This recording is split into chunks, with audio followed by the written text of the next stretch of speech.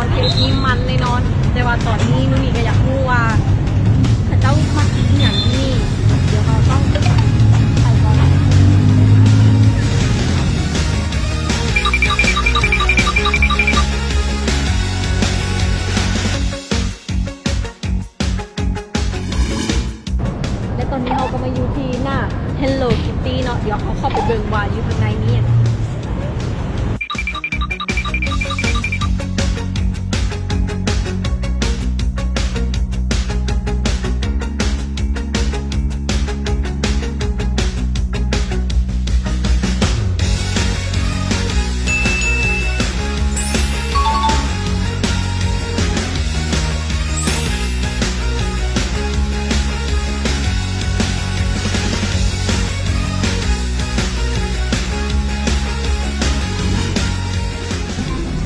เดี๋ยวเขามาเบิ่งเมนูกันบนนี้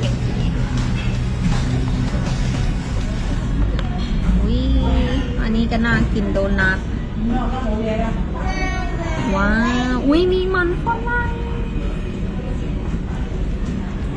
ก็มีน้ำมีสปาเกตตี้ซิตี้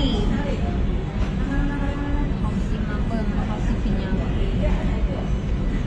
เขาบิงชูตัวนี้เด้อเอาหนึ่ง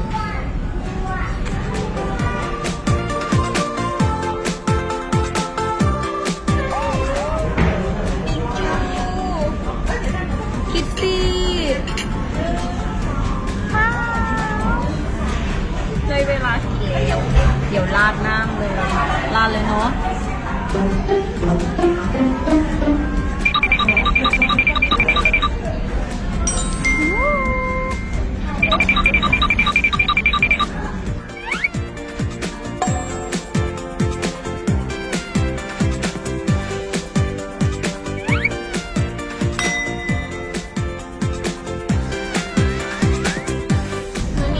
ข่าวว่าเพิ่งผ่านพ้นวันเกิดมาปีนี้ครบเท่าไหร่แล้ว15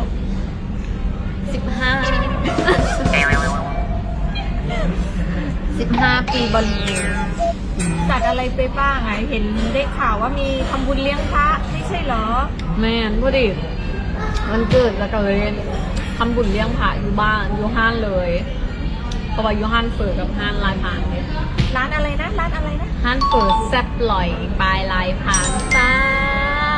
ร้านอยู่แถวไหนอ่ะไม่เห็นรู้จักเลยอุ้ยดังเด้อร้านอยู่ถ้าสมมุติว่ามาจากเส้นดินแดงขี่ตรงไปพระราม 9เลยพระราม 9ขี่ตรงไปอีก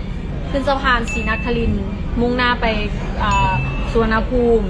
คือเลยสะพานแล้วก็ให้ชิดซ้ายออกไปเลยเพราะมันมีแค่2 ช่องให้ออกเพราะมันติดอยู่เรียบมอเตอร์เวย์ก็พอขี่ไปมันก็จะมีมอเตอร์เวย์ซอย 1มอเตอร์เวย์ซอย 3ก่อนถึงมอเตอร์เวย์ซอย 5ร้านจะอยู่ซ้ายมือเป็นตึก3 ชั้นสีเขียวทหารเขียนว่าลายพรางแล้วก็เขียนว่าเปิดแซ่บลอยตาแล้วปีนี้ครบรอบวันเกิดได้ของขวัญอะไรที่ประทับใจบ้างล่ะคะกับน้องบ่ได้อย่างไร บ่ได้อย่างเลยใดบ่ได้อย่างเลย กับพี่ออกเซอร์ไพรส์วันเกิดน้อยหนึ่งก็คือซื้อแหวนให้เนาะเป็นของขวัญวันเกิดแต่ว่าหลายๆคนก็เข้าใจผิดว่าพี่ออกมันแล้วพี่ออกจองไว้ก่อนเด้อสรุปคือจองไว้ก่อนซื้อไม่ได้มั่นอย่างแค่จองไว้ก่อนตอนนี้เจ้าของแล้วที่จริงบ่จองคนก็น่าจะรู้แล้วคนถามบอกแล้วแบบนี้กระแสโซเชียลก็กระหึ่มเลยสิว่าพี่ออฟมั่นนู่นนี่แล้วแบบเนี้ยเต็มเลยมีคนมาถามเยอะไหมคะอยู่ในคอมเมนต์แบบอยู่ในเพจหรือว่าใน Facebook นะเต็มเลยใน IG พร้อมมาบอกว่าดีใจรุ่นแบบรุ่นมาตั้งหลวงชายกันแต่งแล้วบอกยังบ่ได้แต่งเด้อจองไว้ซื้อ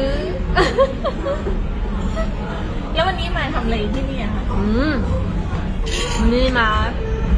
สยามสแควร์เขาสิมาอัปเดตเรื่องการนุ่งเครื่องของวัยรุ่นสไตล์การแต่งตัวของวัยรุ่น กรุงเทพอยู่ที่สยามสแควร์ว่าเพิ่นแต่งตัวแบบใดแล้วก็เขาสิพาไปกินคือบอนนี้ก็คือว่าเป็นจุดเช็คอินเนาะ Hello Kitty แล้วก็เดี๋ยวเขาก็สิไปหาเลาะอีว่าบอนใดที่เขาเจ้ามักไปกินแล้วก็มักไปลิ้นเดี๋ยวมื้อนี้เขาสิพาไปซื้อเครื่องสำอางไปช็อปเครื่องสำอางพร้อมเดี๋ยวต้องไปรุ่นว่าเขากินแล้วเขาสิเป็นเซ็ตต่อ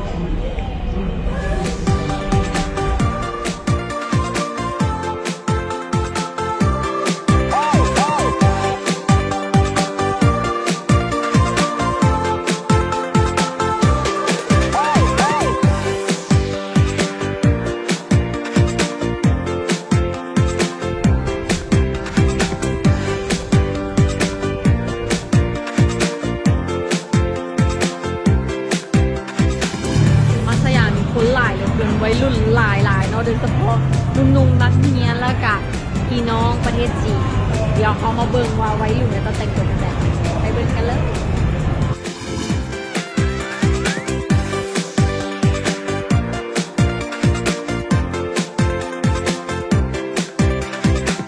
วัยรุ่นมาแต่งตัวกันแบบนี้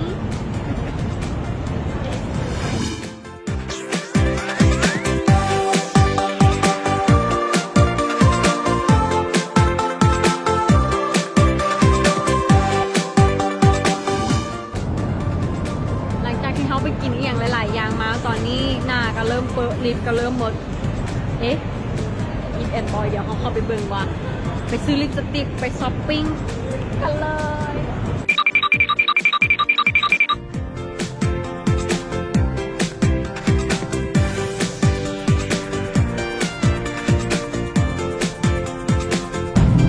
เขาก็หาอีฟแอนบอยเจอ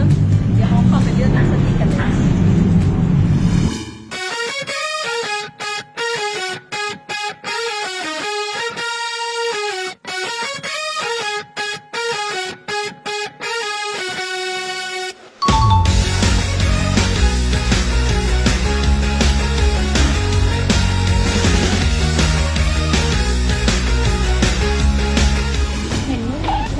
สวยๆแบบนี้ใช้ยาสระผมอะไรหรอ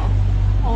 สิ่งที่ใช้ประจำก็คือโกเฮงเพราะว่ามักเวลาแบบว่าสระผมแล้วใส่แล้วหอมลื่น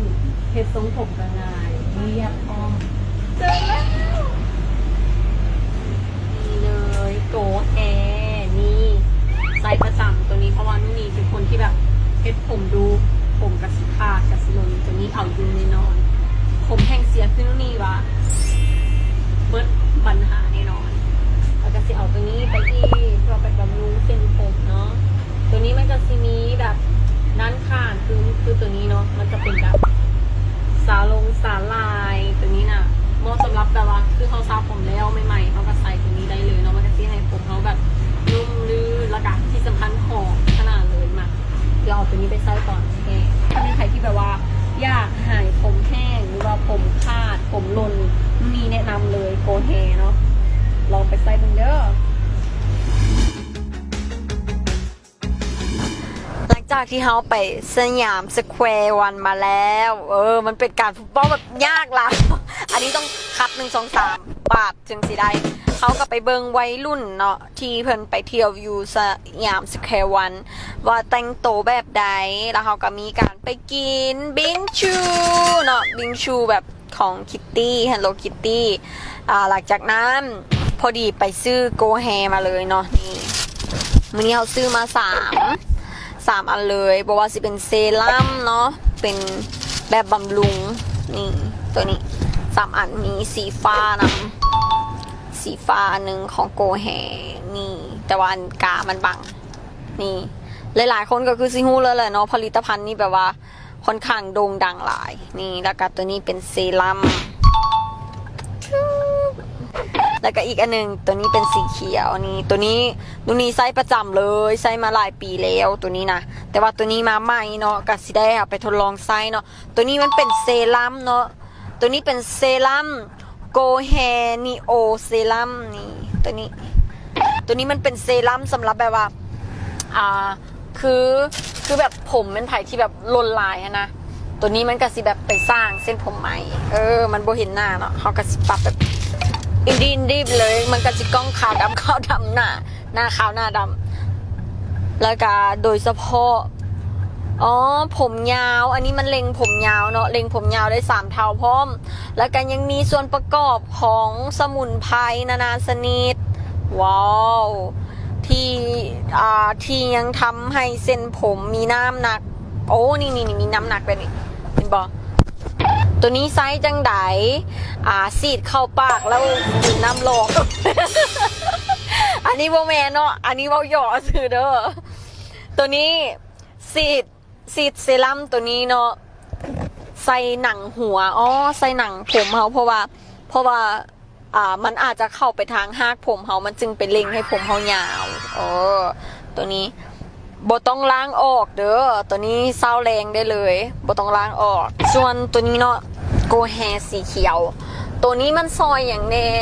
ผมแห้งแตกปลายตัวนี้แบบสำหรับคนที่แบบเพชรผมหลายๆคือนู่นนี่แนะนำตัวนี้เลยตัวเองใส่ถึกละตัวนี้ผมที่แบบแห้งแตกปลายเขาเฮ็ดผมประจำเนาะตัวนี้เนาะหลังจากเฮาเว้าว่ามันสรรพ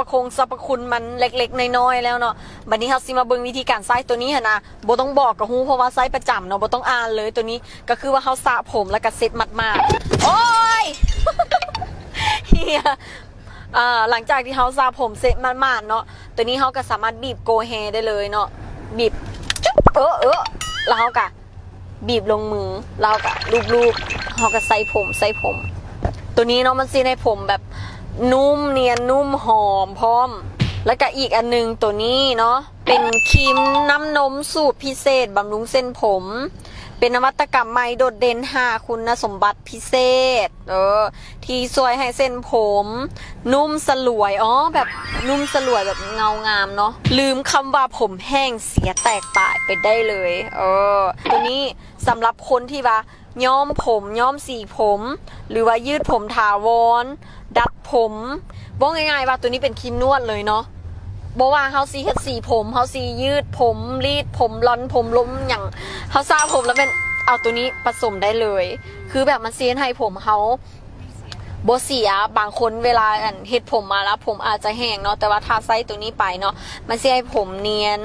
นนุ่มตัวนี้เนาะเหมาะสมเลยนี่แล้วก็มือนี้โบเนียนนุ่มอีกนุ่มนุ่มสลวยเงางามเนีย